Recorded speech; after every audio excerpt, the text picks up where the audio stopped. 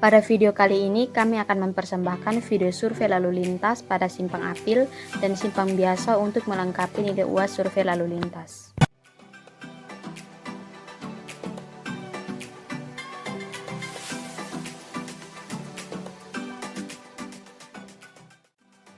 Lokasi survei yang kami ambil untuk simpang Apil yang terletak di Jalan Jenderal Soeharto, Nyakoten 2, Kecamatan Kota Raja, Kota Kupang, NTT, tepatnya di Monumen HKSN, dan untuk simpang biasa terletak di Jalan Palapan, Nyakoten 2, Kecamatan Kota Raja, Kota Kupang, NTT.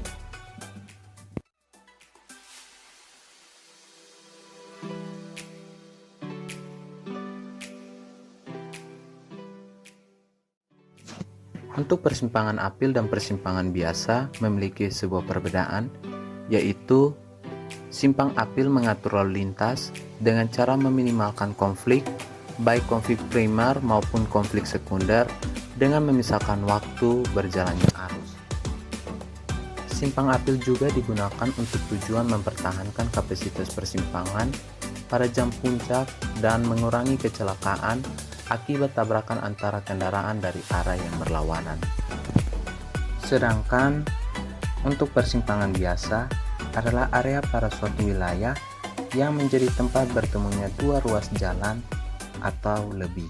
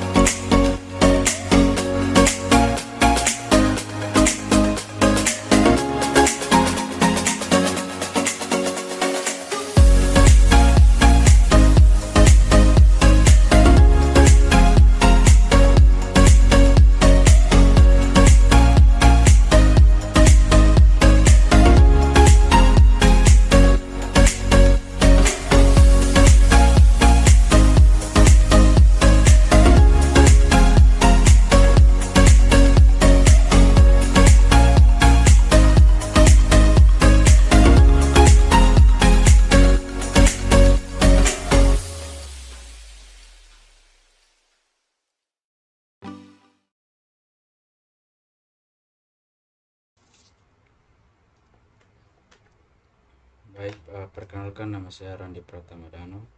Saya dari kelas 5 PJJ.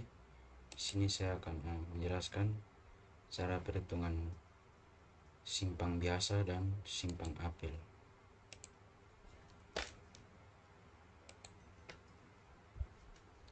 Baik, yang pertama untuk simpang biasa kami mengambil jalan di Jalan Palapa dan situ ada 4 fase.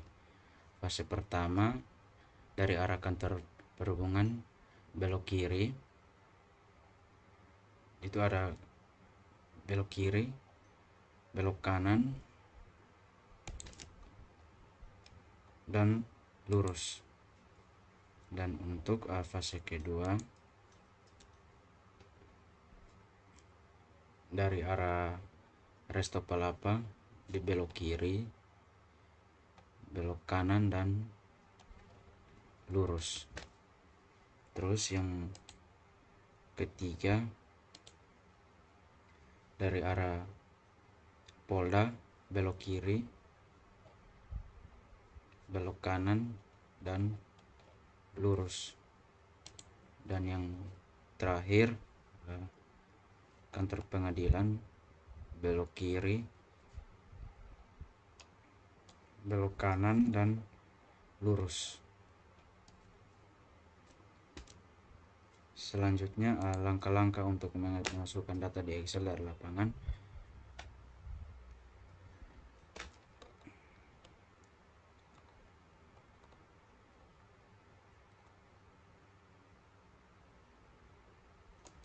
Baik, di sini untuk yang pertama untuk yang pendekatan kita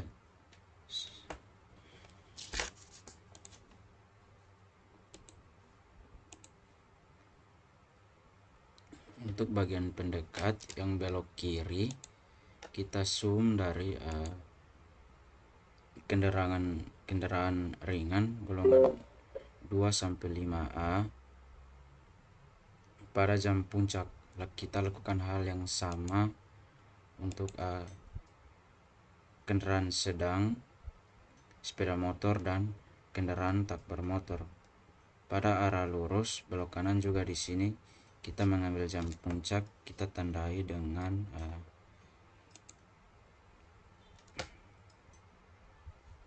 warna kuning seperti ini. Baik, yang berikut untuk komposisi lalu lintasnya KSMP. Sini kita menggunakan nilai KS, SM, dan faktor K-nya adalah 1, 1,8, dan 0,2. Untuk jalan minor untuk QBKI sampai QBKA kita mengambil data dari kendaraan ringan. Untuk lurusnya kita ambil yang data kendaraan ringan bagian lurus, dan belok kanannya kita ambil kendaraan ringan belok kanan.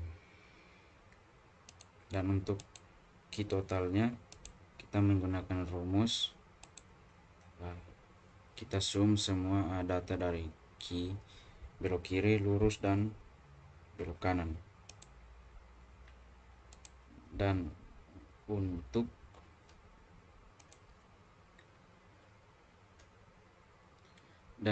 bagian kendaraan sedangnya kita ambil yang sama saja untuk kendaraan ringan.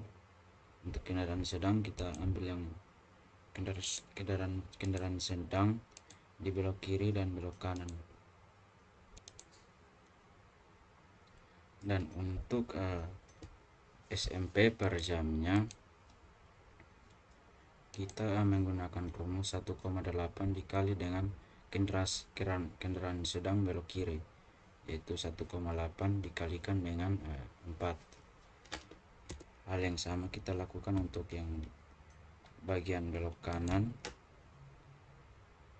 dan belok kiri. Untuk kendaraan per jam di SM sepeda motor lakukan hal yang sama untuk bagian kendaraan ringan. Kita masukkan data dari belok kiri, terus belok kanan,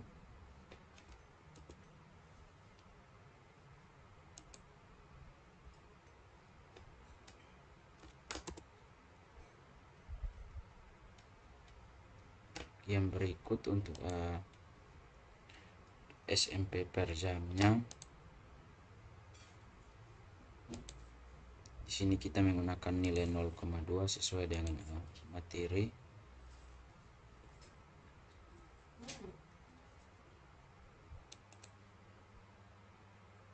Kita menggunakan nilai 0,2 sesuai materi. Di sini 0,2-nya kita kalikan dengan kendaraan belok kiri sepeda motor. Hal yang sama kita lakukan untuk lurus dan juga belok kanan.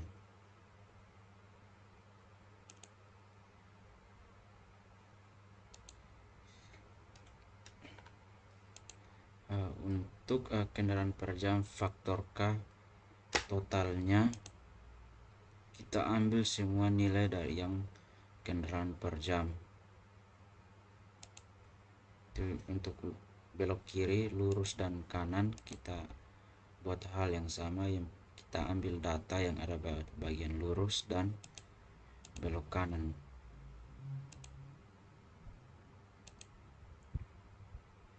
Yang berikut untuk SMP per jamnya sama juga, kita ambil data SMP per jam sesuai data belok kiri, data lurus, dan data belok kanan. Untuk RB-nya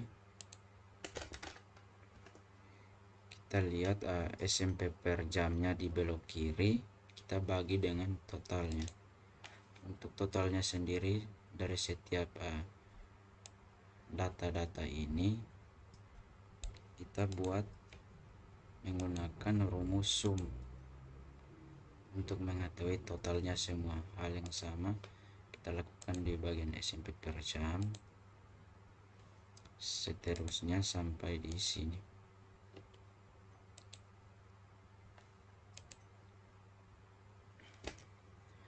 Baik, untuk minor dari pendekatan A,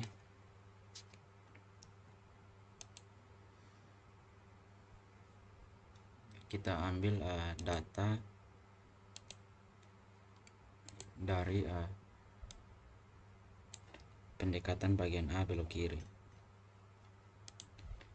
Untuk pendekatan A kita membuat perhitungannya, terus mengangkat nilai-nilainya sama juga yang kita buat pada pendekatan C.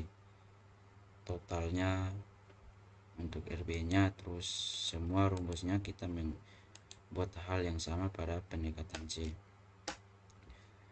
Untuk kita yang berikut jalan mayor dari pendekatan B total. Untuk totalnya jalan minor kita ambil Q total dari jalan minor pendekatan C dan pendekatan A. Hal yang sama pada bagian SMP per jamnya kita ambil nilai akhir dari minor dari pendekatan C dan minor dari pendekatan A.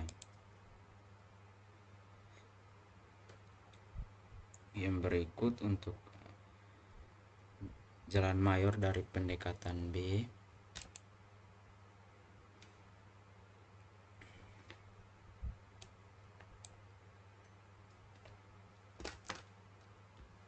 kita buat hal yang serupa pada yang sudah kita buat di pendekatan C dan pendekatan A, dan itu terus dilakukan untuk mencari jalan mayor dari pendekatan D. Dan yang berikut untuk Q total dari setiap pendekatan atau total jalan minor QMI dan QMA. Kita untuk mencari Q totalnya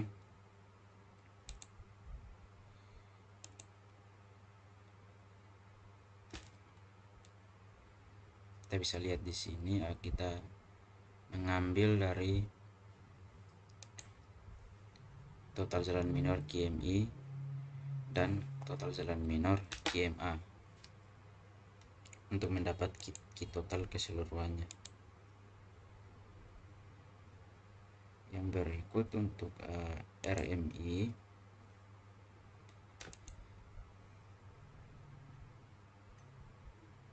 kita mengambil data dari total jalan minor keseluruhannya QMI dan total jalan mayor keseluruhannya QMA, kita bagi untuk mendapatkan hasil RMI. Untuk RKTB nya kita bisa lihat di sini, kita mengambil nilai akhir dari KTB dan kita bagi dengan nilai akhir KKB total.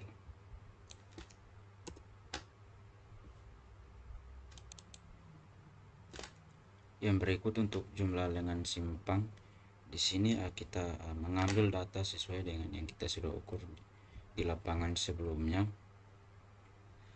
Untuk lebar simpang ABC sini, ini sesuai data yang kita ambil di lapangan.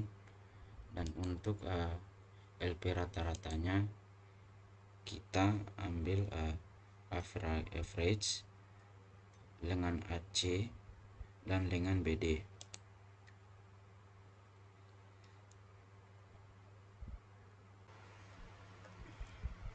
Oke, baik, yang berikut kita masuk pada tutorial cara menghitung simpang apel. Yang pertama, pada simpang apel ini kita mengambil lokasinya di depan pol NTT, tepatnya di lampu merah bagian atas dekat dunia mode. Pada lokasi ini terdapat 3 fase, yaitu simpang apel A, B, dan C. Itu ada belok kiri ke jalan Eltari, belok kanan, dan belok lurus. Oke, untuk ini semua, ini adalah data-data yang kami dapat di lapangan pada saat survei di lapangan menggunakan aplikasi multi counter.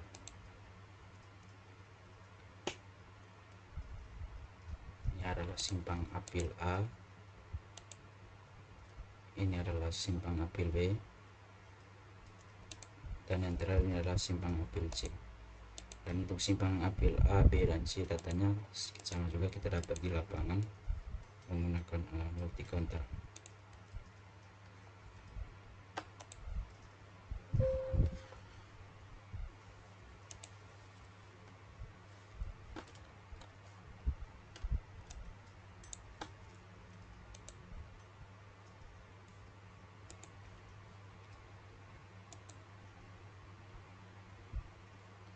Baik, untuk kendaraan bermotor dan tak bermotor, di sini bisa kita lihat untuk EKRP-nya nilainya 1, itu terdapat pada materi. Untuk EKR0-nya juga sama, dan untuk KB-nya EKRP-nya 1,3, itu kita ambil dari materi. Untuk KSM-nya kita ambil juga dari materi. Baik, untuk BKI atau BKIJT nilainya 0 sesuai dari lapangan. Untuk lurusnya kita ambil data di lapangan yang jam puncaknya tinggi, dan untuk belok kanannya juga sama, kita ambil data di lapangan yang belok kanan jam puncaknya tinggi. Yang berikut untuk terlindung SKR per jam. Yang pertama untuk BKI-nya, kendaraan per jam BKI dikali dengan EKRP pada kendaraan ringan. Sama juga dilakukan untuk yang arah lurus dan juga arah belok kanan.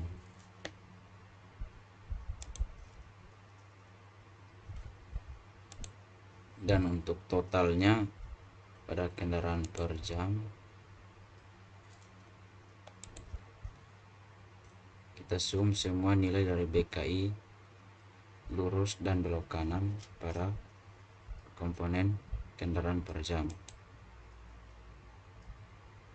Sama juga pada terlindung SKR per jam, kita sum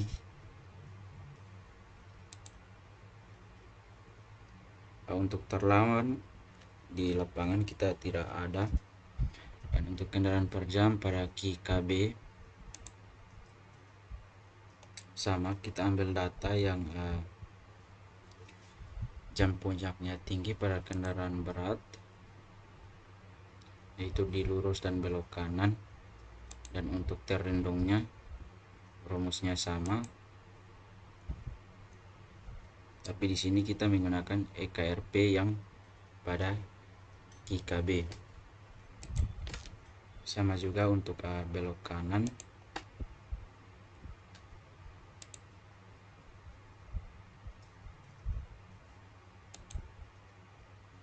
untuk terlawannya tidak ada. Untuk kendaraan per jamnya kita ambil sama saja, kita ambil jam puncaknya. Dan untuk terlindung SKR per jam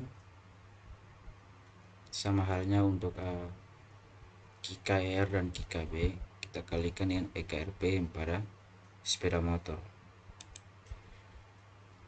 Sama halnya untuk belok kanan. Dan untuk KIKBM nya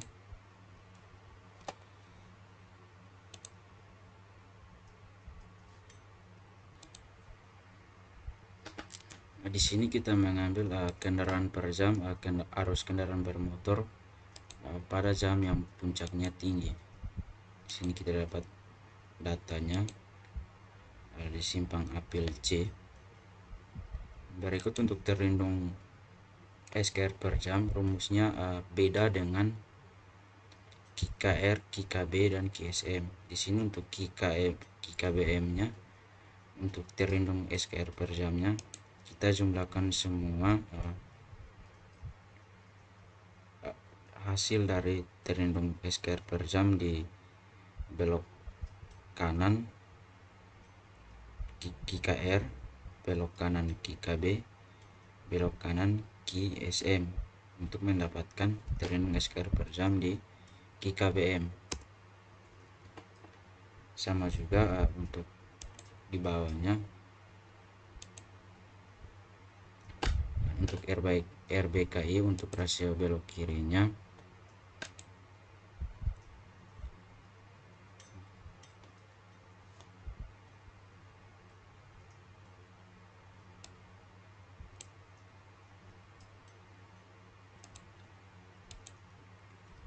untuk rasio belok kirinya kita lihat pada nilai terlindung SKR per jam total arus kendaraan bermotor dibagi dengan total terlindung SKR per jam di KIKBM untuk mendapatkan rasio belok kirinya. Dan untuk arus kendaraan tak bermotor ini kita dapatnya dari simpang apil C pada jam puncak yang paling tertinggi. Dan untuk keseluruhannya, untuk perhitungan yang ini kita buat semuanya sama halnya seperti untuk yang di bawah ini. Berikut untuk rasio kendaraan belok. Sini untuk hijau dalam fase ke 1. Untuk RBKI-nya kita ambil yang nilai RBKI yang di atas sini, yaitu nilainya 0,00.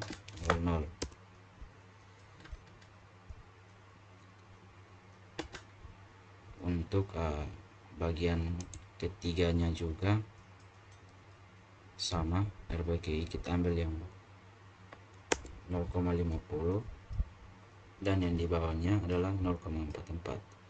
Kita masuk di RBKA,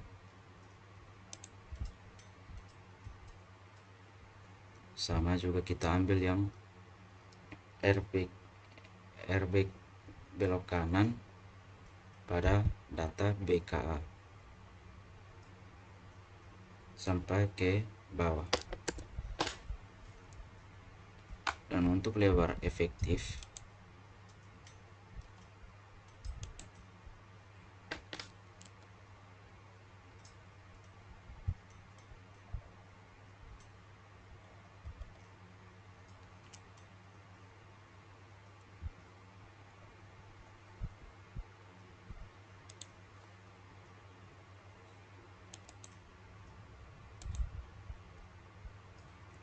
untuk lebar efektifnya ini adalah lebar jalan sesuai dengan lokasi yang kita ambil. Yang berikut kita masuk pada arus jenuh.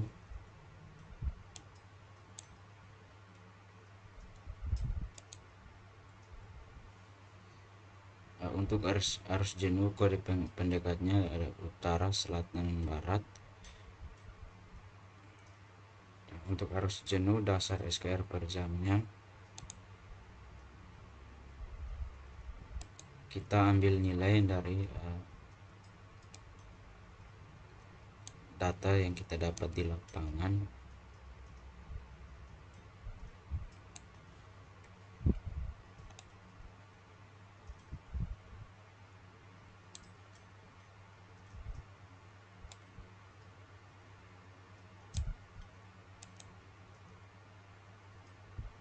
Untuk arus jenuhnya kita ambil semua data yang ada di lapangan, dan untuk FUK-nya 0,83 ini kita ambil dari materi. Untuk FKHS-nya juga sama, FK-nya juga sama, dan untuk FP-nya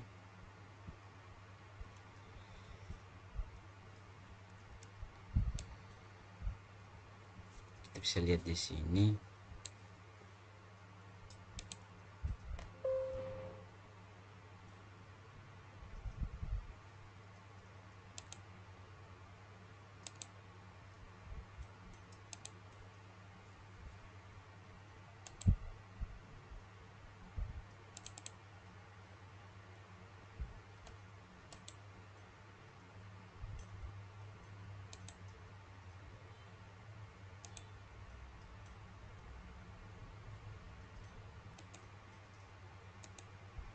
Oke, baik, kita lanjut. Untuk FP-nya kita menggunakan rumus yang tertera di sini untuk mendapatkan nilai FP pada kode pendekat utara. Samanya juga untuk bagian selatan dan bagian barat.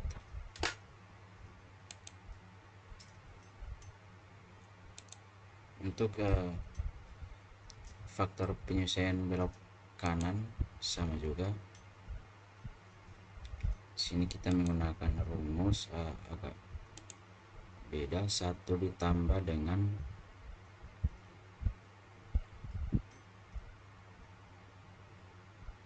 nilai RBKA pada rasio kendaraan belok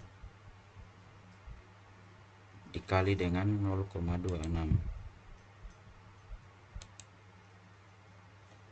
Sama juga untuk yang bagian selatan dan bagian barat.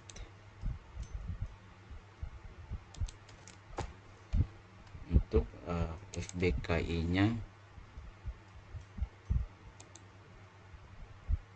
sini kita jumlahkan dengan rasio kendaraan belok kiri pada fase pertama dikali dengan 1 kurang dengan RBKI pada yang pertama dikali dengan 0,16 untuk mendapatkan FBKI pada kode pendekat utara. Sama halnya juga untuk selatan dan barat.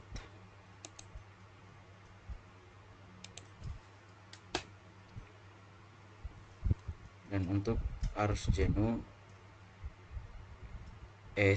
SKR per jam, sini kita kalikan arus jenuh dasar SKR per jam di utara ditambah dengan FKHS ditambah dengan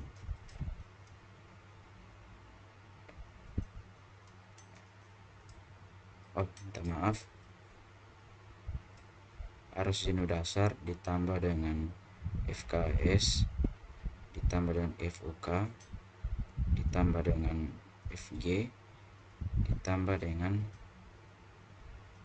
FP ditambah dengan FBKA ditambah dengan FBKI. Satuannya kita nilainya kita kalikan, bukan jumlahkan. Sama halnya juga untuk arah selatan, kita kalikan semuanya untuk mendapatkan arus jenuh. Untuk barat juga sama,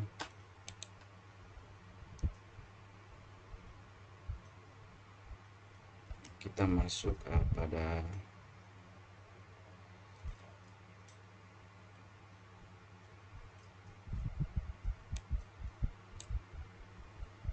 kode pendekat hijau dalam fase 1, 3, dan 2.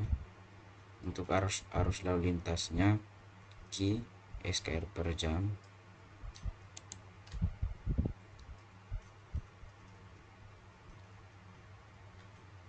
sini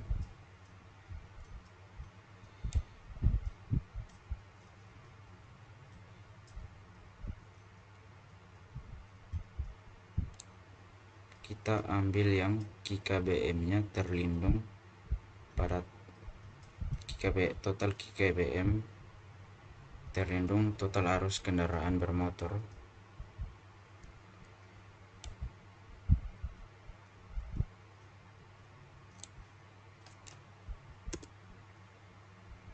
samanya juga untuk selatan dan barat. Dan untuk rasio arusnya kita bagi arus lalu lintas bagian utara dibagi dengan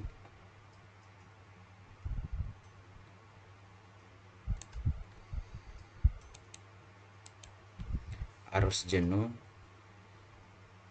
total arus jenuh pada arah utara.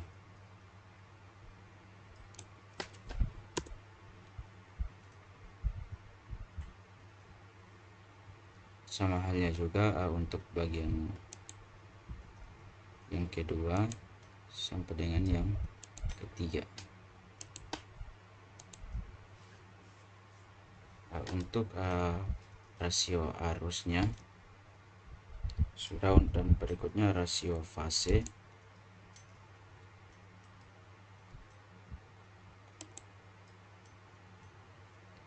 Kita jumlahkan semuanya mulai dari rasio arus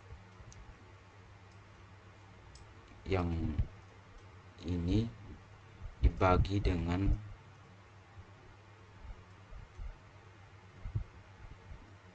0,281 ditambah dengan 0,419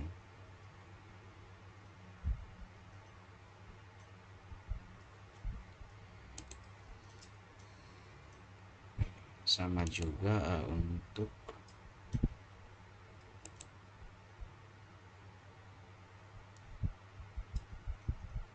yang ini, tapi agak berbeda sedikit. Di sini kita bisa lihat rumusnya.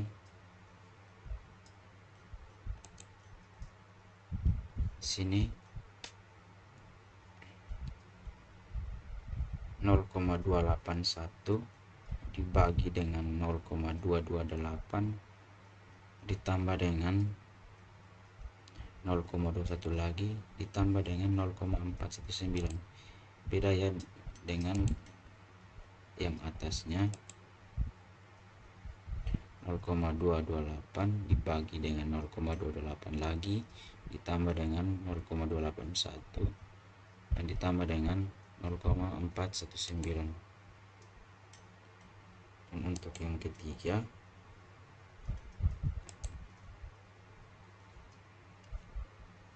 0,419 dibagi dengan 0,228 ditambah dengan 0,281 ditambah lagi dengan 0,419. Untuk waktu hijaunya kita dapat hasil ini di lapangan. Di sini kita cari tahu total waktu hijaunya yaitu 60. Kapasitas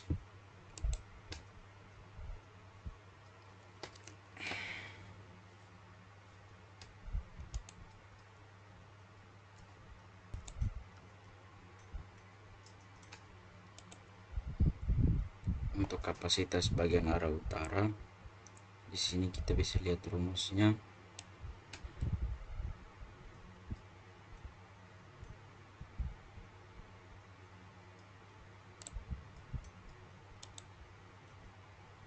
Bagian arus jenuh, total arus jenuhnya utara dibagi dengan waktu hijau yang pertama 20 dikali dengan waktu hijau dibagi dengan total lampu merah. Tidak, bukan total lampu merah, total waktu hijau ditambah dengan waktu kuning ditambah dengan waktu merah, yaitu siklus lampu merah, siklus arusnya. Yang berikut sama juga untuk bagian selatan dan bagian barat. Untuk derajat kejenuhannya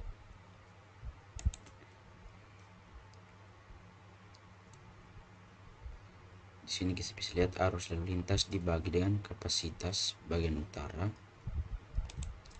dan bagian selatannya arus lalu lintas pada bagian selatan dibagi dengan kapasitas pada bagian selatan juga. Sama juga untuk barat. Berikut jumlah kendaraan antre. Sini untuk NQ1 SKR nya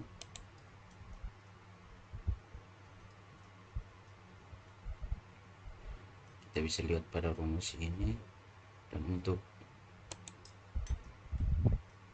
angka-angka lainnya ini kita dapat dari materi.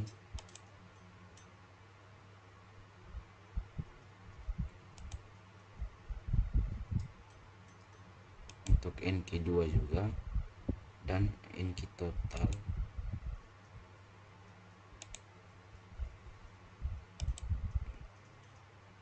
Dan yang berikut NQ max nya kita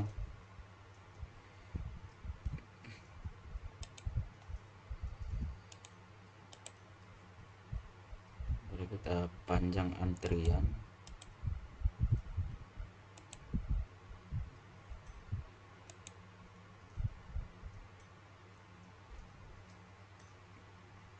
bisa lihat NQ totalnya dikali dengan panjang antrian dan lebar jalan.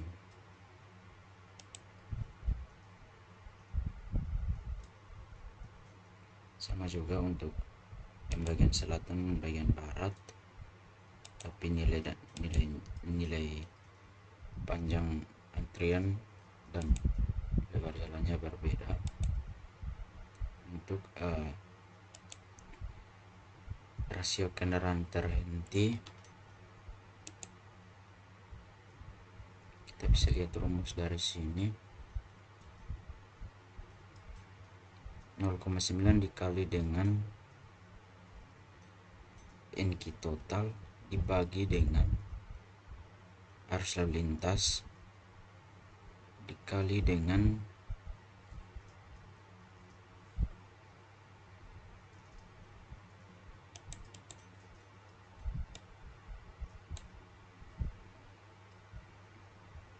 jumlah siklus lampu. Dan untuk bagian selatannya, jangan lupa kita kali dengan 3600. Hal yang sama, tapi kita ambil data pada bagian arah selatan, dan baratnya juga kita ambil data bagian arah barat. Untuk jumlah kendaraan terhenti,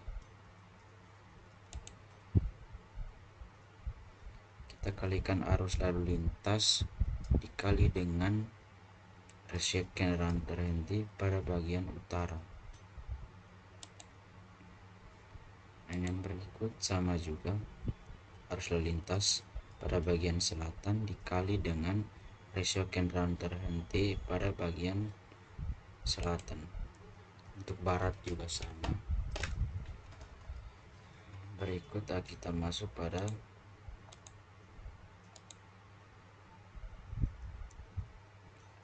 tundaan lalu lintas rata-rata. Kita bisa lihat rumusnya di sini. Sama halnya juga untuk bagian selatan dan bagian barat. Dan tundaan geometri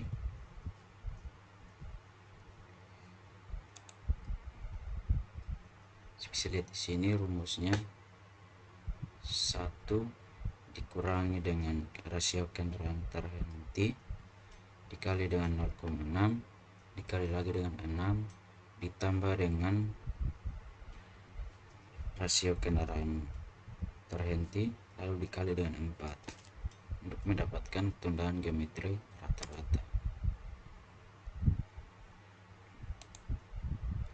Untuk bagian selatannya, rumusnya 1 kurang rasio kendaraan terhenti dikali dengan 0,6 dikali lagi dengan 6 ditambah dengan rasio kendaraan terhenti lalu dikali dengan 4.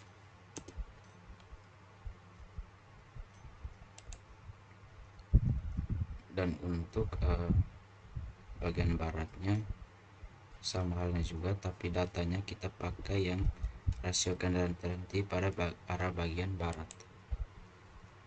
Dan untuk tundaan rata-ratanya,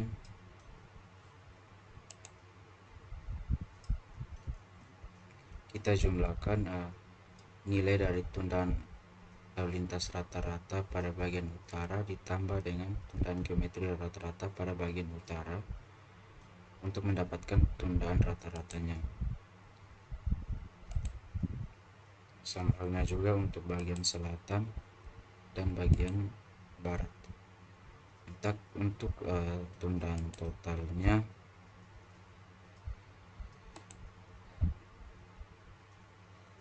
sini kita bisa lihat tundaan rata-rata pada arah utara dikali dengan arus lalu lintas pada bagian utara SKR per jamnya.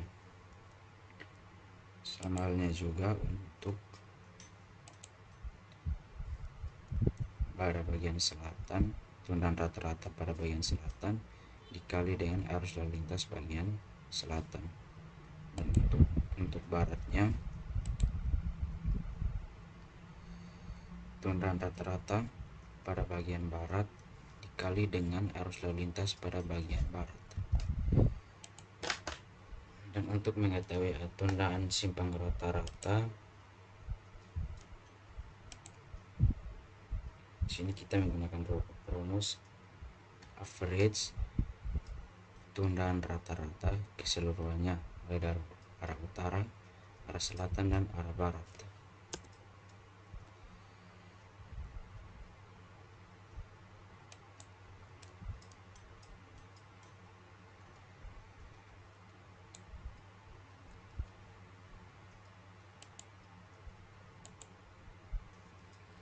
Berikut ini adalah waktu siklus yang kita dapat di lapangan, dan ini adalah fase 1 yang ada di lokasi kami.